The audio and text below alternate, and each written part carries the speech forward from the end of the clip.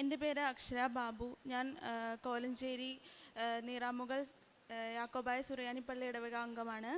ആദ്യം തന്നെ ഈ അൾത്താരയിൽ വന്ന് സാക്ഷ്യം പറയാൻ അനുവദിച്ച മാതാവിനും തിരുകുമാരനും 1000 നന്ദി.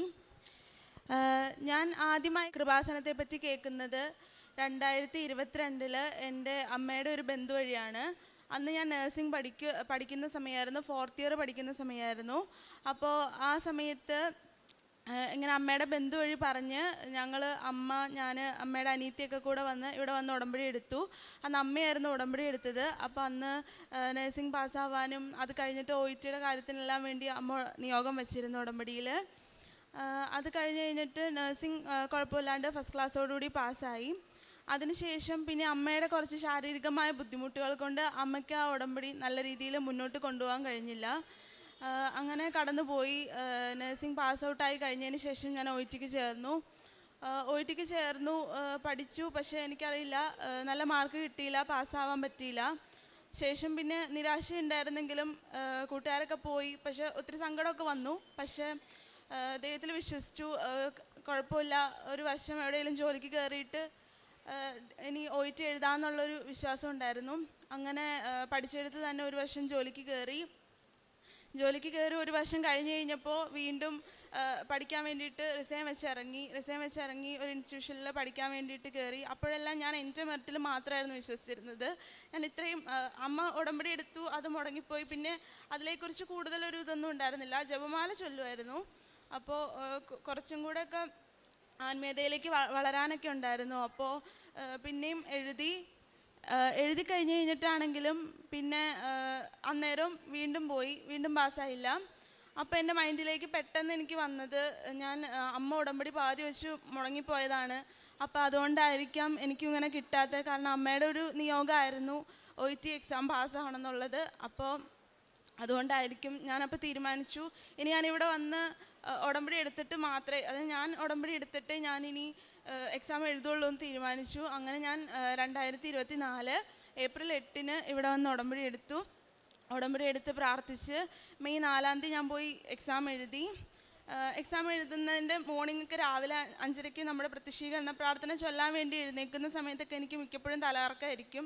അന്ന് എക്സാമിൻ്റെ തലേന്ന് പനി പിടിച്ചു. രാവിലെ എഴുന്നേറ്റപ്പോഴാണെങ്കിലും തല ഇറങ്ങിയിട്ട് എനിക്ക് എന്താ ചെയ്യേണ്ടതെന്നറിയില്ല. എക്സാമിന് നേരത്തെ പോവുകയും ചെയ്യണം, ഒന്നും നടക്കാൻ പറ്റാത്തൊരവസ്ഥയായിരുന്നു. പിന്നെ മാതാവിൻ്റെ നേർച്ച വസ്തുക്കളെല്ലാം ഉപയോഗിച്ച് ഞാൻ എക്സാമിന് പോയി. പക്ഷെ അവിടെ ചെന്നപ്പോൾ എനിക്ക് കുഴപ്പമൊന്നും ഉണ്ടായിരുന്നില്ല, നല്ല രീതിയിൽ അറ്റൻഡ് ചെയ്യാൻ പറ്റി. എനിക്ക് നല്ല വിശ്വാസം ഉണ്ടായിരുന്നു കിട്ടുമെന്ന്. മാതാവിനോട് പ്രാർത്ഥിച്ചു, ഫാസ്റ്റിംഗ് എടുത്തു. അന്നങ്ങനെ പ്രാർത്ഥിച്ചെല്ലാം പോന്നു. റിസൾട്ട് വന്നു. എനിക്ക് നിസ്സാര മാർക്കിന് വീണ്ടും പോയി. റീഡിങ് ലിസണിങ്ങുമാണ് നിസ്സാര മാർക്കിന് വീണ്ടും പോയത്. 2 മാർക്കിൻ്റെ വ്യത്യാസത്തിൽ വീണ്ടും പോയി. അപ്പോൾ എൻ്റെ ചേച്ചിയൊക്കെ നാട്ടിൽ വന്ന സമയമായിരുന്നു. അപ്പോൾ അവൾ പറഞ്ഞു, നമുക്കൊന്ന് റിവാലേഷൻ കൊടുത്ത് നോക്കാം, നീ ഇത്രയും പ്രാർത്ഥിച്ചതൊക്കെ അല്ലേ, റിവാലേഷൻ കൊടുക്കാമെന്ന് പറഞ്ഞു. റിവാലേഷൻ കൊടുത്തു. അതിൻ്റെ ഡേറ്റിലും ഞാനിങ്ങനെ നിയോഗമൊക്കെ സാക്ഷി എഴുതി വെച്ച് പ്രാർത്ഥിക്കുമായിരുന്നു. പക്ഷേ റിസൾട്ട് വന്നു. റിവാലേഷനിലും ആ സെയിം മാർക്ക് തന്നെയായിരുന്നു, ഒരു ചേഞ്ചും ഉണ്ടായിരുന്നില്ല. പക്ഷേ അപ്പോഴും ഒത്തിരി തളർന്നുപോയി. അപ്പോൾ പിന്നെ എന്നാലും ഞാൻ മാതാവിൽ വിശ്വസിച്ചു.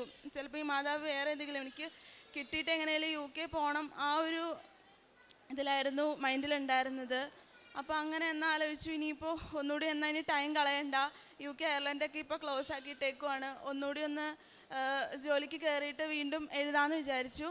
അങ്ങനെ ഇരുന്ന സമയത്ത് പെട്ടെന്ന് ഇങ്ങനെ കുറേ ഏജൻസിക്കാർ ഇങ്ങനെ വിളിച്ചിട്ട് ഇങ്ങനെ മാൾട്ടയ്ക്ക് പോകണ കാര്യം പറഞ്ഞു. അപ്പോൾ ഇങ്ങനെ ആദ്യം ഞാനത് വലിയതായിട്ട് മൈൻഡ് ചെയ്തില്ല. അത് കഴിഞ്ഞിട്ട് നമ്മളിപ്പോൾ ധ്യാനമൊക്കെ കേൾക്കുമ്പോഴാണെങ്കിലും ബഹുമാനപ്പെട്ട ജോസഫ് അച്ഛൻ പറയാറുണ്ട്, നമ്മളിങ്ങനെ ഉടമ്പടിയിലായിരിക്കുമ്പോൾ നമുക്ക് വരുന്ന പല കാര്യങ്ങളും ചിലപ്പോൾ ഈ മാതാ നമ്മൾ അതിലേക്ക് ഡൈവേർട്ട് ചെയ്യുന്നതായിരിക്കാം. അപ്പോൾ ഞാൻ അങ്ങനെ ഒന്ന് വിശ്വസിച്ചു. അങ്ങനെ വിശ്വസിച്ച് കഴിഞ്ഞപ്പോൾ എന്നാൽ അത് ചെയ്യാം. അപ്പോൾ അതിന് മുന്നേ ഞാനും പപ്പയും കൂടെ ഇവിടെ വന്ന് പാസ്പോർട്ടൊക്കെ വെച്ച് പ്രാർത്ഥിച്ചു, ഇതിലെനിക്ക് വിസ കിട്ടണം. ആ രീതിയിൽ ഞാൻ വന്ന് പ്രാർത്ഥിച്ച് പ്രോസസ്സിങ് തുടങ്ങുന്നതിന് മുന്നേ എല്ലാം സമർപ്പിച്ച് പ്രാർത്ഥിച്ചിട്ട് അതിൻ്റെ പിറ്റേന്നാണ് ഞാൻ പേപ്പർ വർക്കൊക്കെ സ്റ്റാർട്ട് ചെയ്തത്. അങ്ങനെ സ്റ്റാർട്ട് ചെയ്തു. എല്ലാവർക്കും അറിയാം, മാൾട്ടയിൽ അവർ ഡയറക്റ്റ് നേഴ്സായിട്ട് എടുക്കില്ല, അവർ കെയർ ടേക്കറായിട്ട് എടുക്കുള്ളൂ. അല്ലെങ്കിൽ നഴ്സുമാർക്ക് അവിടുത്തെ രജിസ്ട്രേഷൻ കിട്ടണം. അതിനൊരു ബ്രിഡ്ജിങ് എന്ന് പറഞ്ഞൊരു കോഴ്സുണ്ട്. അപ്പോൾ കെയർ ടേക്കറായിട്ട് പോകാമെന്ന് പറഞ്ഞു കഴിഞ്ഞാൽ അത് പിന്നെ നമ്മൾ വീണ്ടും കുറച്ചും കൂടെ എക്സ്പെൻസീവ് ആയിരിക്കും. അത് കഴിഞ്ഞിട്ട് വീണ്ടും ബ്രിഡ്ജിങ് ചെയ്താൽ മാത്രമേ നമുക്കവിടെ നേഴ്സാവാൻ പറ്റുള്ളൂ. അപ്പോൾ ഞാൻ ആലോചിച്ചു എന്നാൽ ബ്രിഡ്ജിങ് തന്നെ പഠിക്കാം, ഒരു 6 months കോഴ്സാണ്. അപ്പോൾ അത് പഠിക്കാൻ വേണ്ടിയിട്ട് എല്ലാം പേപ്പറൊക്കെ സ്റ്റാർട്ട് ചെയ്തു. അതിൻ്റെ ഇടയിലും കുറേ ക്ലാസ്സിൻ്റേതായ കുറേ തടസ്സങ്ങളുണ്ടായിരുന്നു. ഓരോരോ പ്രതിസന്ധി വരുമ്പോഴും ഇങ്ങനെ മാതാവിൻ്റെ അടുത്ത് പ്രാർത്ഥിക്കുമായിരുന്നു. കാരണം ഉടമ്പടി എടുത്തതിന് ശേഷമാണ് കൂടുതലും ആത്മീയതയിലേക്ക് വളരാനും പള്ളിയിലൊക്കെ പോകാനും കൂടുതൽ എല്ലാ കാര്യം ബൈബിൾ വായിക്കാനും എല്ലാം തുടങ്ങിയത്. എനിക്ക് നല്ലൊരു ചേഞ്ച് വന്നത് ഉടമ്പടി എടുത്തതിന് ശേഷമായിരുന്നു. അപ്പോൾ ഞാൻ ഇങ്ങനെ മാതാവിൽ വിശ്വസിച്ചു, അതെല്ലാം സ്റ്റാർട്ട് ചെയ്തു. എൻ്റെ വിസ വരുന്നതിന് മുന്നേ ഉടമ്പടി പുതുക്കേണ്ട സമയമുണ്ടായിരുന്നു. ഓഗസ്റ്റിൽ ഞാൻ ഇവിടെ വന്ന് ഉടമ്പടി ഒന്നാമതായി പുതുക്കി. അങ്ങനെ പുതുക്കി അത് കഴിഞ്ഞ് അപ്പം ഞാൻ പ്രാർത്ഥിച്ചു, ഇനി ഞാൻ അടുത്തതാണ് വരുന്നത്, എൻ്റെ ഈ പാസ്പോർട്ടിൽ വിസ ആയിട്ടായിരിക്കണം, ഞാൻ അങ്ങനെ വരും, സാക്ഷ്യപ്പെടുത്തിക്കൊള്ളാമെന്ന് പ്രാർത്ഥിച്ചിട്ട് പോയി. അങ്ങനെ എനിക്ക് സെപ്റ്റംബർ 11 വിസ സബ്മിഷൻ ഡേറ്റ് വന്നു. 24 സബ്മിറ്റ് ചെയ്യാൻ വേണ്ടിയിട്ട്. അങ്ങനെ പ്രാർത്ഥിച്ച് അതതിൻ്റെ അടുത്ത് പ്രാർത്ഥിച്ചിട്ട് ഞാൻ വിസ സബ്മിറ്റ് ചെയ്തു. VFS പോയി. ഒരു 45 ദിവസമൊക്കെ എടുത്തു. അപ്പോൾ ഇതിൻ്റെ ഇടയിൽ കുറേ നെഗറ്റീവ് കമൻറ്റ്സ് വരുന്നുണ്ട്. കുറേ പേർക്ക് ഇപ്പോൾ എല്ലായിടത്തും റഷാണ്, അപ്പോൾ കുറേ പേര് ഇവർ റിജക്റ്റ് ആക്കിയൊക്കെ വിടുന്നുണ്ട്. അപ്പോൾ ഭയങ്കര ടെൻഷനായിരുന്നു. ഇൻ്റർവ്യൂ ഒന്നും വിളിക്കല്ലേ എന്നൊക്കെ ഓർത്തിട്ട് അങ്ങനെ പ്രാർത്ഥിച്ചു. ഭാഗ്യം കൊണ്ട് ഇൻ്റർവ്യൂ ഒന്നും വിളിച്ചില്ല. കാരണം അവർ ഇൻ്റർവ്യൂ വിളിക്കുന്ന എല്ലാവരും റിജക്ഷനൊക്കെയാണ് ആക്കുന്നത്. അപ്പോൾ ഭയങ്കരമായിട്ട് പ്രാർത്ഥിച്ചു, അത് വിളിച്ചില്ല. മാതാവ് അനുഗ്രഹിച്ചിട്ട് അത് വിളിച്ചില്ല. അത് കഴിഞ്ഞിട്ട് കുറച്ച് ദിവസം കഴിഞ്ഞപ്പോഴത്തേക്കും വിസ വന്നു. എൻ്റെ എല്ലാ കാര്യങ്ങളും നടക്കുന്നത് ചൊവ്വാഴ്ച ദിവസമാണ്. അതായത് എനിക്ക് വിസയ്ക്ക് ഡേറ്റ് വരുന്നതും വിസ വയ്ക്കുന്നതും അതുപോലെ തന്നെ എൻ്റെ വിസ വന്നതും കഴിഞ്ഞ ചൊവ്വാഴ്ചയായിരുന്നു. അതുപോലെ ഞാനിപ്പോൾ പോകാൻ വേണ്ടിയിട്ട് ടിക്കറ്റ് എടുത്തിരിക്കുന്നത് നവംബർ 26 ഈ വരുന്ന ചൊവ്വാഴ്ചയാണ്. അപ്പോൾ എനിക്കതെല്ലാം കാണുമ്പോൾ മാതാവ് തന്നതായിട്ടുള്ളൊരു ഇതുണ്ട്. അങ്ങനെയാണ് എൻ്റെ മാതാവ്. അതുപോലെ തന്നെ ഇതിൻ്റെ പ്രോസസ്സിങ്ങിനാണെങ്കിലും പൈസ എവിടെ നിന്ന് ഉണ്ടാക്കും എന്നുള്ളൊരിതുണ്ടായിരുന്നു. പക്ഷെ എല്ലാം കറക്റ്റ് സമയമായപ്പോൾ വിസയ്ക്ക് വേണ്ടിയിട്ട് വയ്ക്കാനുള്ള ഒരു 10 ലക്ഷം രൂപ എല്ലാം ഒരു പലിശ പോലും കൊടുക്കാതെ പെട്ടെന്ന് ദൈവം അത് അറേഞ്ച് ചെയ്ത് തന്നു. എനിക്കറിയില്ല, ആ സമയമായപ്പോൾ അത്രയും നേരം എവിടെ നിന്ന് കിട്ടുമെന്ന് ആലോചിച്ചുകൊണ്ടിരുന്നിട്ടും ഒരാൾ വഴി അത് സമയമായപ്പോൾ ഞങ്ങളുടെ എല്ലാ കാര്യങ്ങളും നടത്തി തന്നു. അങ്ങനെ ഞാൻ ഈ ചൊവ്വാഴ്ച നവംബർ 26 രാത്രി പോവുകയാണ്. മാതാവിന് 1000 നന്ദി. രണ്ടാമതായിട്ട് ഞങ്ങൾ എൻ്റെ ചേച്ചിയുടെ കല്യാണം ഉറപ്പിച്ച് വെച്ചിട്ട് ഒരു വർഷമായിരുന്നു. അപ്പോൾ കുറച്ച് ക്യാഷിൻ്റെ കുറച്ച് ബുദ്ധിമുട്ട് കൊണ്ട് നമ്മൾ കുറച്ചൊന്ന് എക്സ്റ്റെൻഡ് ചെയ്ത് വെച്ചിരിക്കുകയായിരുന്നു. അപ്പോൾ ഞങ്ങളിങ്ങനെ ആലോചിച്ചു കുറച്ച് സ്ഥലം വിൽക്കാം. അപ്പോൾ ഞങ്ങളുടെ വീടിൻ്റെ കോമ്പൗണ്ടിൽ തന്നെ കിടക്കുന്ന സ്ഥലമാണ്. അപ്പോൾ എന്ത് ചെയ്ത് കഴിഞ്ഞാൽ റോഡൊന്നും കൊള്ളില്ല, പഞ്ചായത്ത് റോഡാണ്. അപ്പോൾ ഞങ്ങളുടെ സ്ഥലത്തിൻ്റെ ഒരു മെറിറ്റും ഇല്ല. എല്ലാവരും വരുമ്പോൾ നോക്കുന്നത് ടാറിട്ട റോഡാണ്. പക്ഷെ എന്നാലും മൊത്തം ഒരു ഉള്ളിലേക്ക് ആയതുകൊണ്ട് ആർക്കും വലിയ ഇതൊന്നും ഉണ്ടായിരുന്നില്ല. പിന്നെ വീടിൻ്റെ കോമ്പൗണ്ടിലായതുകൊണ്ട് തന്നെ അത് നമുക്ക് വീട് പണിയാൻ ആഗ്രഹിക്കുന്നവർക്ക് അതത്ര ഇഷ്ടപ്പെടില്ല. പിന്നെ കുറച്ച് താഴ്ചയുണ്ട്, അപ്പോൾ അതൊന്നും ഇഷ്ടപ്പെടില്ലായിരുന്നു. അപ്പോൾ ഞങ്ങളിങ്ങനെ ആലോചിച്ചു എന്ത് ചെയ്യും, ലോൺ എടുത്തു കഴിഞ്ഞാൽ പപ്പയ്ക്കൊക്കെ വയസ്സായി എങ്ങനെ വീട്ടാൻ പറ്റില്ല. അപ്പം അങ്ങനെയൊക്കെ ആലോചിച്ചിരുന്നു. അപ്പോൾ ഇത് കുറച്ചായിട്ട് വിൽക്കുവാണെങ്കിൽ അങ്ങനെ കടമില്ലാണ്ട് തീർക്കാമല്ലോ എന്ന് ആലോചിച്ചു. പിന്നെ എനിക്ക് പോകുന്നതിന് പൈസ ആവശ്യമുണ്ട്.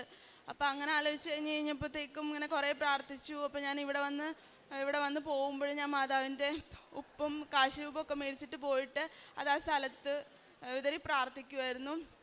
അങ്ങനെ പ്രാർത്ഥിച്ച് ജൂൺ തൊട്ടിട്ട് ഇങ്ങനെ കുറേ പേര് കാണാൻ വരും. കുറേ പേരൊക്കെ കാണാൻ വന്നിട്ട് കുറേ പേര് വരാമെന്ന് പറയും, പോവും. പിന്നെ കാണാൻ വന്ന് ഈ അടുത്തിടെയായിട്ട് ഒരു ടീച്ചർ വന്നിട്ട് ആ സ്ഥലത്തിന് വാക്ക് പറഞ്ഞു. ഒരു 12 സെൻറ്റ് സ്ഥലം അവരെടുത്തോളാന്ന് പറഞ്ഞു. അവർക്ക് വീട് വെക്കാനൊന്നുമല്ല, പക്ഷെ എന്നാലും അവരിത് എടുത്തോളാം. അത് മാതാവായിട്ട് ഒരു സ്ത്രീ തന്നെയാണ്. അപ്പോൾ ഒരു മാതാവിൻ്റെ രൂപത്തിൽ വന്നായിട്ടാണ് എനിക്ക് ശരിക്കും പറഞ്ഞാൽ തോന്നിയത്. കാരണം വേറെ ആരും അതിന് വരില്ല. അപ്പോൾ അവർ ഈ ആഴ്ചയോടുകൂടി അത് വാക്ക് പറയാൻ വേണ്ടിയിട്ട് ഇരിക്കുകയാണ്. ഇതിനെല്ലാത്തിനും മാതാവിനും തിരുകുമാരനും 1000 നന്ദി. എത്ര നന്ദി പറഞ്ഞാലും മതിയാവില്ല. അതുപോലെ തന്നെ ഞങ്ങളുടെ വീടിൻ്റെ ഫ്രണ്ടിലൊരു ആഞ്ഞിലിമരം ഉണ്ടായിരുന്നു. അപ്പോൾ അതിൻ്റെ മുകളിലായിട്ട് 2 മാസം മുന്നേ ഞാനിവിടെ ഉടമ്പടി എടുക്കുന്നതിന് 2 മാസം മുന്നേ വലിയൊരു തേനീച്ചക്കൂട്ടം ഉണ്ടായിരുന്നു. അപ്പോൾ അതിങ്ങനെ പറന്നു വരും, പിന്നെ എന്താവും അങ്ങനെയൊക്കെ ഓർത്ത് ഭയങ്കര ടെൻഷനായിരുന്നു. അപ്പോൾ ഞാൻ വീണ്ടും മാതാവിൻ്റെ അവിടെ ഉപ്പ് ഇട്ട് പ്രാർത്ഥിച്ചു, വിശ്വാസ പ്രമാണം ചൊല്ലി പ്രാർത്ഥിച്ചു, കാശുരൂപ അവിടെ വെച്ചു പ്രാർത്ഥിച്ചു.